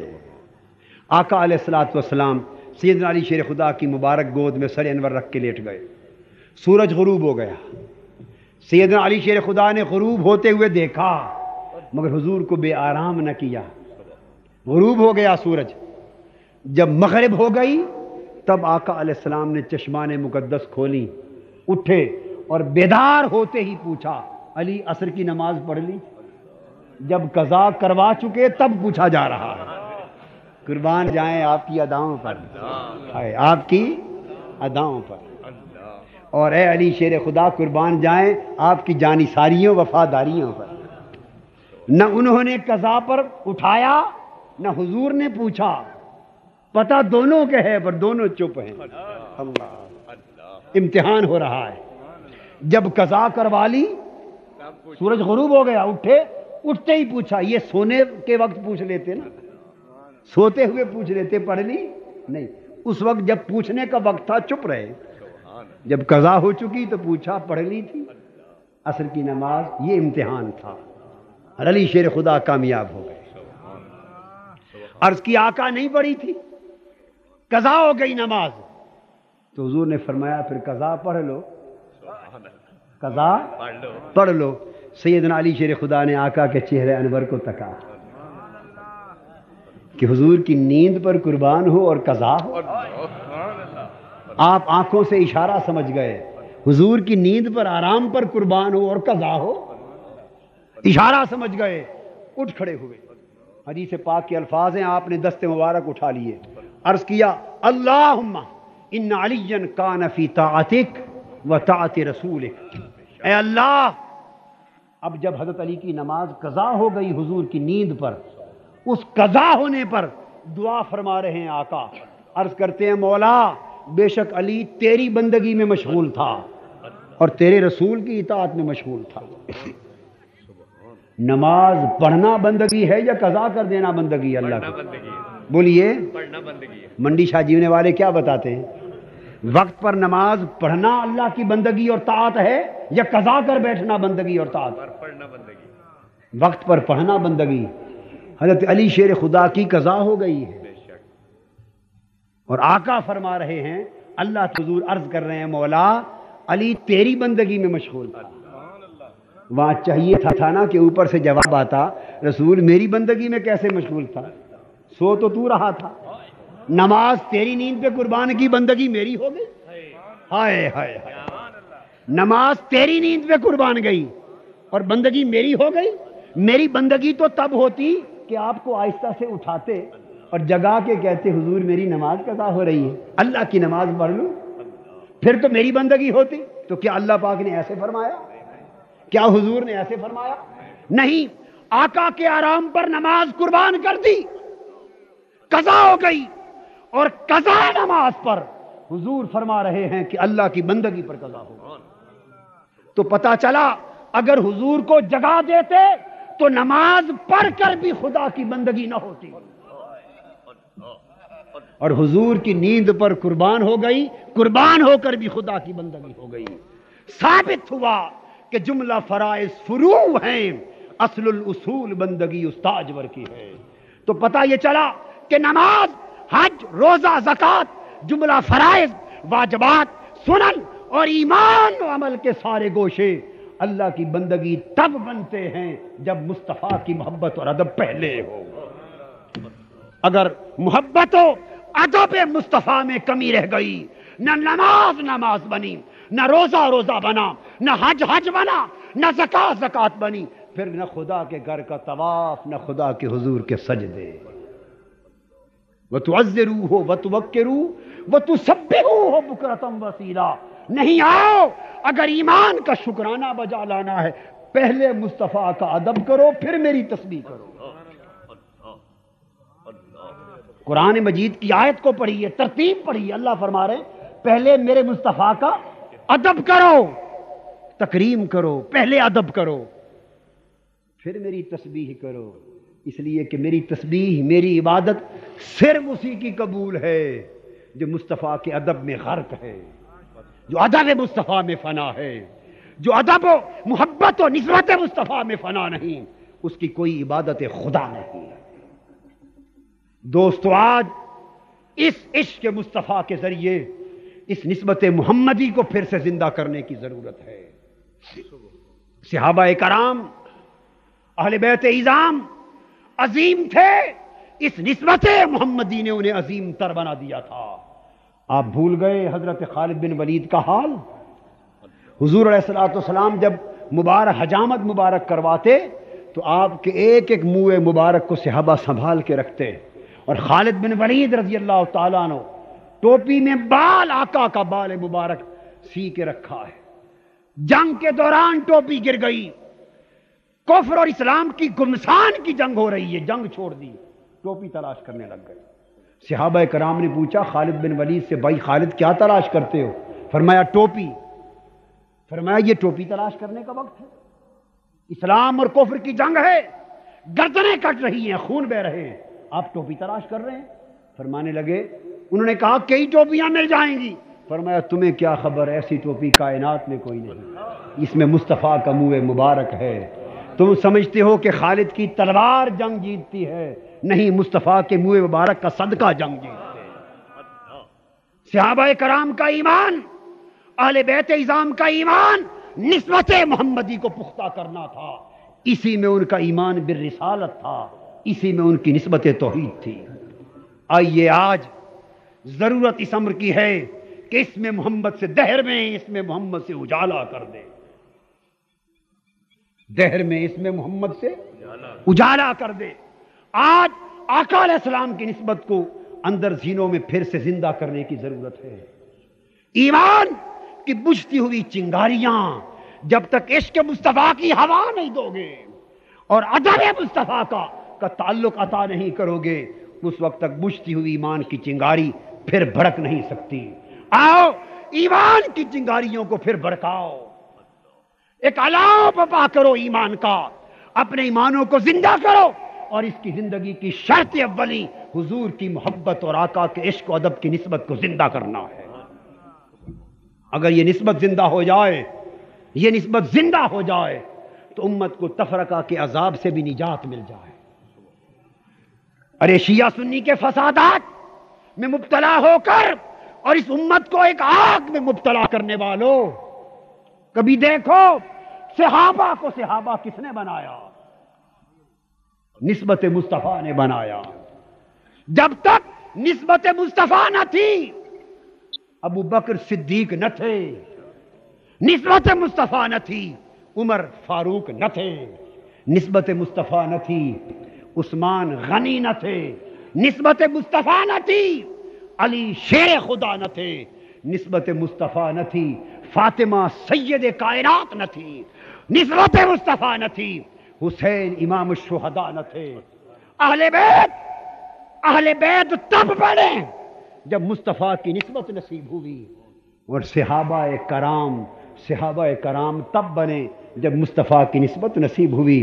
ارے حضور کی ایک کی نسبت کو دو ٹکڑوں میں تقسیم کر کے امت کے جسد واحد کو لخت لخت کر رہے ہو،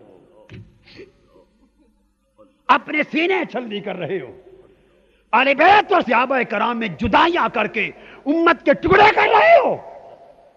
گنبد خضرا میں آقا دو جہاں کی روح پاک پریشان ہے امت کا حال دیکھ کر کہ میں نے تو اپنی اہل بیت کو اپنے صحابہ سے جدا نہ کیا تھا، اور اپنے صحابہ کو اہل بیت سے جدا نہ کیا تھا۔ صحابہ خود اہل بیت سے جدا نہ تھے، اور اہل بیت کبھی صحابہ سے جدا نہ تھے۔ امام علی مقام سیدنا امام حسین معصوم بچے ہیں، سیدنا فاروق اعظم رضی اللہ تعالیٰ عنہ امیر المومنین خطبہ جمعہ ارشاد فرما رہے ہیں، امام حسین چھوٹے شہزادے معصوم بچے نماز کا خطبہ جمعہ کا سن کر مسجد میں آ گئے۔ سیدنا فاروق اعظم نے دیکھا کہ امام علی مقام حسین جگر گوشہ بطول اور لختے جگر رسول حسین، حضور کے کندھوں پہ سواری کرنے والا حسین خطبہ جمعہ سن کے مسجد میں آ گیا ہے۔ سیدنا فاروق اعظم جن کے دم سے شریعت کا دبدبا تھا، جن کے دم سے اسلام کی عظمت کا روب تھا، امام حسین کو بچپن میں امام حسین کو آتے دیکھا، خطبہ چھوڑ دیا، منبر مسجد سے نیچے اتر آئے اور صفیں چیر کے جا کے حسین کو اٹھا لیا اور گود میں لے گئے. پھر خطبہ شروع کیا. کسی نے پوچھا اے فاروق اعظم جمعے کا خطبہ چھوڑ کر حسین کو اٹھانا یہ کہاں کی شریعت ہے؟ وہ بولے حسین کندھے پر چڑھائے تو سجدے سے سر نہ اٹھانا کہاں کی شریعت ہے؟ تمہیں خبر نہیں کہ یہ حسین مصطفیٰ کے کندھوں پر چڑھائے تھے، میرے آقا نے سر نہیں اٹھایا تھا. خطبہ کیا ہے؟ یہ اہل بیت ہیں، یہ صحابہ پاک ہیں. ان کے درمیان جدائی، ان کے درمیان عداوت، ارے یہ کفر کی سازش ہے، صہیونی سازش ہے، یہودی سازش ہے. جنگ والوں کون سی بدبختی تم کو کھا گئی؟ پورے ملک میں تباہی ہے، پر تمہارے مقدر کا حال کیا ہے؟ خدا کے لیے اس جنگ کو بند کر دو اور سب مل کر ایک مصطفیٰ کے در کے غلام ہو جاؤ. صحابہ بھی انہی کے ہیں، اہل بیت بھی انہی کے ہیں. اس جدائی کو مٹا دو، اس جدائی کو مٹا دو. یہ جدائی اسلام کو کاٹ دینے کے مترادف ہے، اسلام کو کاٹ دینے کے مترادف ہے، کاٹ دینے کے مترادف ہے. صحابہ کرام کی محبت حضور کی محبت ہے، اہل بیت اطہار کی محبت حضور کی محبت ہے. یہ ایک چراغ کی کرنیں ہیں، کرنوں سے کو چراغ سے جدا نہیں کیا جا سکتا، چراغ کو کرنوں سے جدا نہیں کرتے اور کرنوں کو آپس میں بھی جدا نہیں کرتے. ایک ہو جاؤ. فرمایا وَاعْتَصِمُوا بِحَبْلِ اللَّهِ جَمِيعًا وَلَا تَفَرَّقُوا. اللہ کی رسی کو ایک ہو کر اکٹھے ہو کر مضبوطی سے تھام لو. کفر کی یلغار ہے اسلام پر اور عالم اسلام پر. امت مسلمہ کو ٹکڑے ٹکڑے کر کے اسلام کی عظمت و شوکت کا شیرازہ منتشر کیا جا رہا ہے. خدا کے لیے اس سازش کا شکار نہ ہو، ایک ہو جائیں. بولیے ایک ہو جائیں. آقا کی روح پاک اس میں خوش ہے. چشمان مصطفیٰ امت کی وحدت کا نظارہ دیکھ کر خوش ہوتی تھی، آج بھی خوش کر دو. یہ پیغام وحدت ہے، وحدت میں عشق ہے، عشق میں وحدت ہے. عشق تفرقہ برداشت نہیں کرتا. ہمارا پیغام عشق ہے، عشق دوئی برداشت نہیں کرتا. عشق ایک ہونا چاہتا ہے، عشق دوئی برداشت نہیں کرتا. عشق فاصلے برداشت نہیں کرتا، عشق تفرقے برداشت نہیں کرتا. آؤ تفرقے مٹا دو، فاصلے مٹا دو، دویاں مٹا دو، ایک ہو جاؤ اور اکائی والے بن جاؤ. رب ایک ہے، رب ایک ہے، رسول ایک ہے، قرآن ایک ہے، اسلام ایک ہے، کعبہ ایک ہے، صحابہ کی جماعت بھی ایک ہے، اہل بیت اطہار کی جماعت بھی ایک ہے. ان جیسا پلٹ کے قیامت تک پھر کوئی نہیں آئے گا. مصطفیٰ برساں خیش رو کے دی ہماؤس، اگر بہو نہ رسیدی تمام بو لہا بیست. اللہ تبارک و تعالی آپ سب کو، ہمیں اور پوری امت مسلمہ کو ایک جسم بن کر آقا کے عشق کی لڑی میں اپنے آپ کو پرونے کی توفیق عطا فرما دے، اور ایمان کے پھر سے شمع روشن ہوں، اسلام کے جھنڈے بلند ہوں، اور اسلام کی عظمت کا غلغلہ دنیا میں پھر غالب آ جائے. وما علینا الا البلاغ.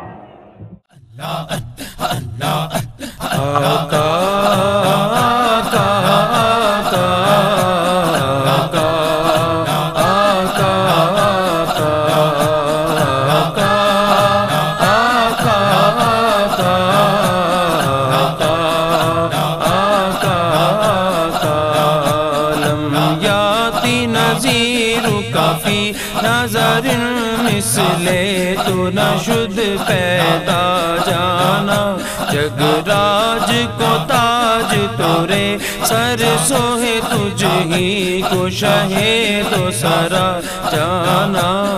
آقا